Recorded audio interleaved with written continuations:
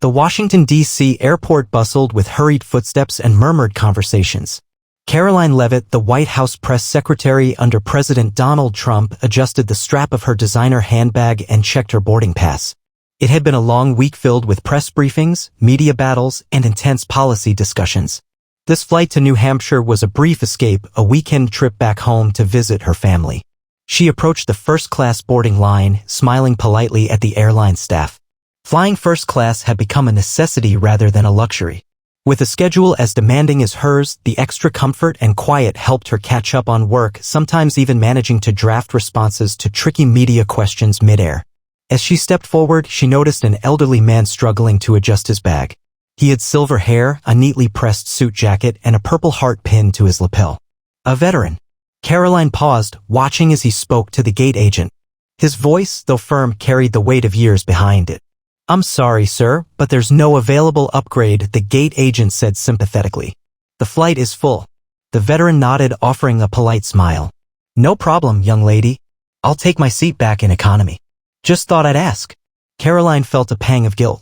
Here she was, about to enjoy the comfort of a first-class seat, while a man who had served his country sat crammed in the back. It didn't sit right with her. She stepped forward without hesitation. "Excuse me," she said, catching the attention of the gate agent and the veteran. "Sir, if you don't mind, I'd like to give you my seat in first class." The veteran blinked, clearly taken aback. "Oh, no, Mississippi. That's very kind, but I couldn't." "Please," she insisted with a warm smile. "It would be my honor." The gate agent's eyes widened as she recognized Karoline. "Miss Leavitt, are you sure?" "Absolutely," Karoline said, handing over her boarding pass before the veteran could protest further. The older man hesitated for a moment, then accepted with gratitude shining in his eyes. "Well, if you insist." "Thank you, young lady. That's mighty generous of you." She simply nodded, feeling an unexpected sense of fulfillment. "Enjoy the flight, sir. You've earned it." As the veteran was ushered into the first-class cabin, Karoline stepped into economy. She had done her good deed for the day, but she had no idea that what was about to happen next would change her life forever. The Washington, D.C. airport bustled with hurried footsteps and murmured conversations. Karoline Leavitt, the White House press secretary under President Donald Trump, adjusted the strap of her designer handbag and checked her boarding pass.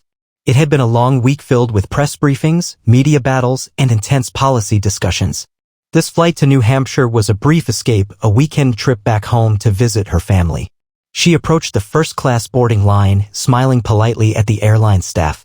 Flying first class had become a necessity rather than a luxury. With a schedule as demanding as hers, the extra comfort and quiet helped her catch up on work, sometimes even managing to draft responses to tricky media questions mid-air. As she stepped forward, she noticed an elderly man struggling to adjust his bag. He had silver hair, a neatly pressed suit jacket, and a purple heart pinned to his lapel. A veteran. Karoline paused, watching as he spoke to the gate agent. His voice, though firm, carried the weight of years behind it. "I'm sorry, sir, but there's no available upgrade," the gate agent said sympathetically. "The flight is full." The veteran nodded, offering a polite smile. "No problem, young lady. I'll take my seat back in economy. Just thought I'd ask." Karoline felt a pang of guilt. Here she was, about to enjoy the comfort of a first-class seat, while a man who had served his country sat crammed in the back. It didn't sit right with her. She stepped forward without hesitation. "Excuse me," she said, catching the attention of the gate agent and the veteran. "Sir, if you don't mind, I'd like to give you my seat in first class." The veteran blinked, clearly taken aback. "Oh, no, Mississippi. That's very kind, but I couldn't." "Please," she insisted with a warm smile. "It would be my honor." The gate agent's eyes widened as she recognized Karoline. "Miss Leavitt, are you sure?" "Absolutely," Karoline said, handing over her boarding pass before the veteran could protest further. The older man hesitated for a moment, then accepted with gratitude shining in his eyes. "Well, if you insist." "Thank you, young lady. That's mighty generous of you." She simply nodded, feeling an unexpected sense of fulfillment. "Enjoy the flight, sir. You've earned it." As the veteran was ushered into the first-class cabin, Karoline stepped into economy. She had done her good deed for the day, but she had no idea that what was about to happen next would change her life forever. Karoline settled into her new seat near the middle of the economy section. The narrow space and slightly worn cushions were a stark contrast to the plush first-class cabin she had left behind, but she didn't mind. She had given up her comfort for a man who had sacrificed far more for the country. As she adjusted herself, a few passengers who had witnessed the exchange whispered among themselves. A middle-aged woman across the aisle leaned forward and smiled. "That was a beautiful thing you did back there." Karoline offered a polite nod. "It was the least I could do." Another passenger, a young man wearing a red Sox cap, nudged his friend. "Dude, that's Karoline Leavitt," he muttered, barely hiding his excitement. "You know, the White House press secretary." The realization spread through the cabin, and soon, passengers were subtly glancing her way, some pulling out their phones. Karoline sighed inwardly. She was used to media attention, but she hadn't done this for publicity. The plane soon took off, and as they reached cruising altitude, she pulled out her tablet, intending to catch up on a few briefings. But before she could begin reading, a flight attendant approached with a nervous smile. "Miss Leavitt, I just got a call from the captain. He asked if you'd be willing to come up to the front for a moment." Karoline raised an eyebrow. "The captain?" "Yes," the attendant nodded. "He said he'd like to personally thank you for what you did for that veteran." She hesitated for a moment. She wasn't sure why the captain himself would want to acknowledge this, but curiosity got the best of her. Closing her tablet, she unbuckled her seatbelt and followed the flight attendant to the front of the plane. As she entered the first-class cabin, the veteran she had given her seat to looked up in surprise. "Miss Leavitt, what are you doing back up here?" Before she could answer, the flight attendant gestured toward the cockpit door. "Right through here, ma'am." Stepping inside the cockpit was a surreal experience. The captain, a distinguished-looking man with silver-streaked hair and a uniform adorned with insignia, turned from the controls and greeted her with a firm handshake. "Miss Leavitt, it's an honor," he said. "I just heard what you did back there for Mr. Reynolds." She smiled. "It was no trouble at all. He deserved it." The captain's expression turned serious. "I don't think you understand, ma'am. Mr. Reynolds isn't just any veteran. He's a legend in military circles. Served in Vietnam, 3-time Purple Heart recipient, and the captain's voice wavered slightly, he saved my father's life." Karoline's eyes widened. "What?" The captain nodded. "My father was a young soldier stationed in Da Nang. His unit was ambushed, and most of his men didn't make it. But Mr. Reynolds went back, not once, but twice, under heavy fire to pull out the wounded. My dad was one of them." Karoline turned to look through the cockpit door where Mr. Reynolds was now engaged in conversation with a flight attendant completely unaware of the impact he had made on the captain's life. "He's the reason I'm standing here today," the captain continued. "And you, by giving up your seat for him, you just honored a man who deserves more gratitude than I can put into words." A lump formed in Karoline's throat. She had always respected veterans, but this moment brought an overwhelming sense of humility. "Would you like to meet him properly?" she asked softly. The captain let out a breath, his grip tightening on the yoke. "I don't know if I'd even have the right words." Karoline smiled. "I think a simple thank you will do just fine." She turned back toward the first-class cabin, knowing this flight was far from ordinary. Something unforgettable was about to unfold. Karoline stepped back into the first-class cabin, her mind racing with the gravity of what she had just learned. Mr. Reynolds, the humble veteran she had given up her seat for, wasn't just a hero. He was the reason the captain's father had survived a brutal war. She took a deep breath and walked toward him. "Mr. Reynolds," she said gently. The veteran looked up from his in-flight magazine, his eyes kind and curious. "Yes, young lady? There's someone who would like to meet you." Mr. Reynolds furrowed his brows. "Oh? And who might that be?" Before she could answer, the cockpit door opened and the captain stepped out. His usually composed demeanor now carried a mix of nervousness and deep emotion. He took slow, deliberate steps toward the elderly man. "Mr. Reynolds," the captain said, his voice slightly unsteady. "My name is Captain Daniel Parker. I believe you knew my father, Sergeant William Parker." The veteran's face remained blank for a moment, but then his expression changed. His lips parted slightly, his eyes searching the younger man's face as if trying to recall a memory buried deep in time. "William Parker?" he repeated softly, almost as if he were saying it to himself. The captain nodded. "My father always spoke of the man who saved him in Vietnam. The man who went back for him even when the enemy fire was relentless. He said if it weren't for you, I wouldn't be here today." For a moment, the entire cabin seemed to hold its breath. Mr. Reynolds blinked rapidly, his weathered hands gripping the armrest as the weight of the realization sank in. "Bill Parker," he murmured again, his voice cracking with emotion. "That kid, he was barely out of high school when they sent him to Nam." The captain swallowed hard. "Yes, sir. He passed away a few years ago, but he always made sure we knew about you. You were his guardian angel." A heavy silence fell between them, thick with emotions that words could not capture. Then, to Caroline's surprise, Mr. Reynolds slowly stood up. His hands trembled slightly as he reached out and the captain met him halfway. "You're his boy," the veteran whispered. The captain nodded. "Yes, sir." And then the unthinkable happened. Mr. Reynolds pulled him into an embrace. The kind of embrace only two men bound by history could share. The kind of embrace that held 50 years of gratitude, sorrow, and unspoken words. Passengers who had been watching the exchange sat in stunned silence. Some wiped their eyes. Others held their breath, witnessing a moment so rare, so profound that it felt almost sacred. Karoline felt tears prick at her own eyes. She had only wanted to do something kind for a veteran. She had never imagined she would be part of something this powerful. Finally, Mr. Reynolds pulled back and placed a firm hand on the captain's shoulder. "Your father was a good man," he said, his voice thick with emotion. "One of the best I ever had the honor of serving with." The captain smiled through misty eyes. "He always said the same about you, sir." Another pause. Then, with a deep breath, Mr. Reynolds chuckled softly. "Well, I'll be damned. 50 years later, and I finally get to meet Bill Parker's kid.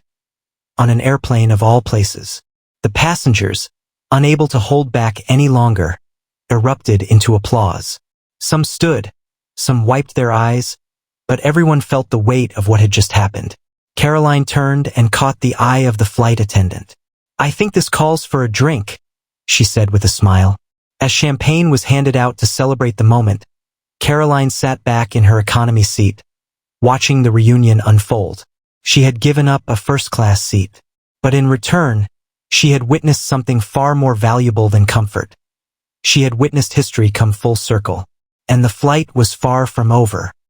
As the plane soared through the night sky, the emotional weight of the reunion between Mr. Reynolds and Captain Parker lingered in the cabin like an unspoken hymn. Passengers, still moved by what they had witnessed, whispered among themselves.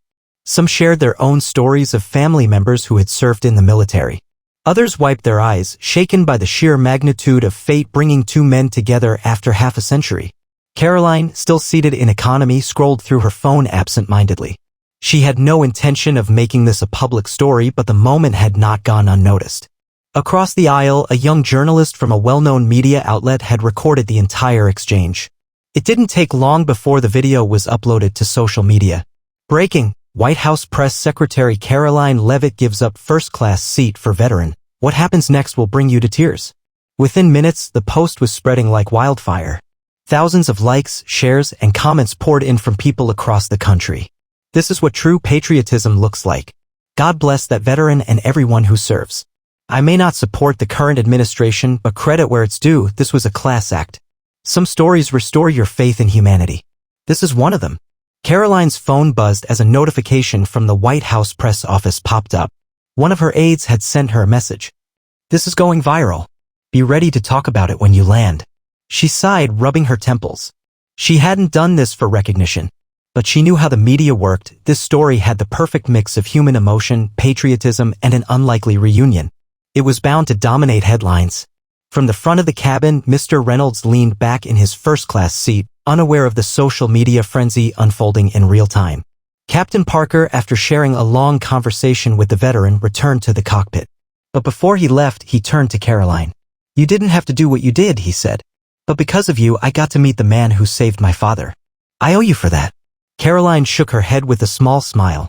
"You don't owe me anything, Captain. If anything, we all owe Mr. Reynolds." The captain nodded solemnly before heading back to his station.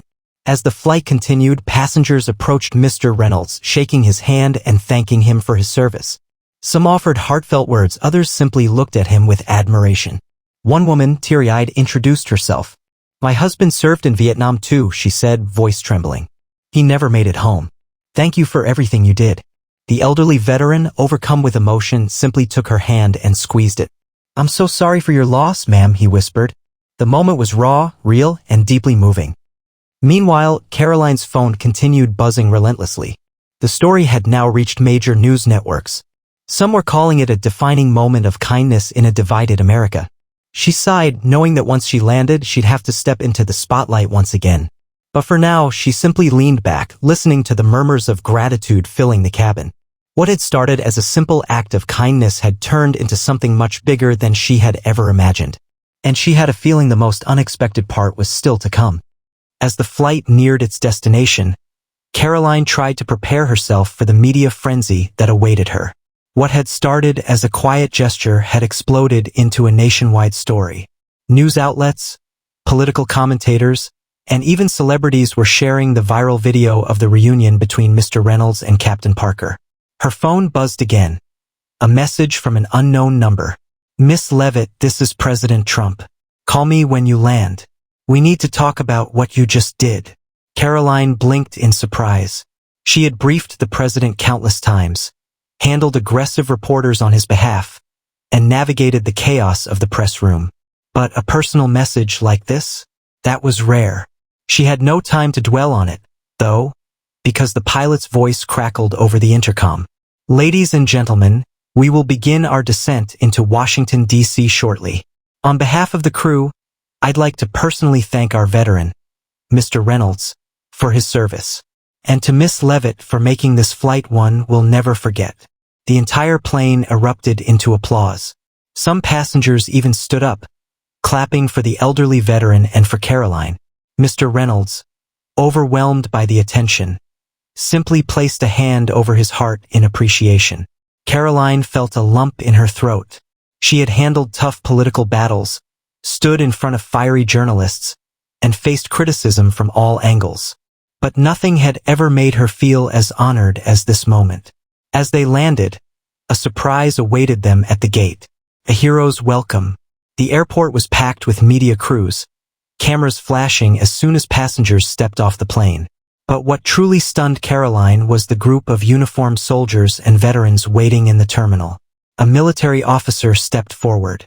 "Mr. Reynolds, sir, we wanted to give you the welcome home you never received." The elderly veteran, who had spent decades fading into the background, suddenly found himself the center of national gratitude. Tears filled his eyes as uniformed service members saluted him, some stepping forward to shake his hand. Karoline watched as the moment unfolded, feeling a deep sense of pride. But before she could slip away unnoticed, a reporter shoved a microphone toward her. "Miss Leavitt, can you tell us why you gave up your first-class seat for Mr. Reynolds?" She took a deep breath. "Because it was the right thing to do," she said simply. "I didn't do this for attention. I did it because we should always honor those who sacrificed for this country." The cameras flashed, capturing her words. As she made her way through the terminal, another message came through, this time from one of the president's senior advisors. "Karoline, the president wants to recognize you and Mr. Reynolds in a White House ceremony tomorrow. Be ready." She stopped in her tracks. A ceremony? At the White House? She turned back to see Mr. Reynolds shaking hands with the soldiers, still unaware of the next chapter that was about to unfold in his life.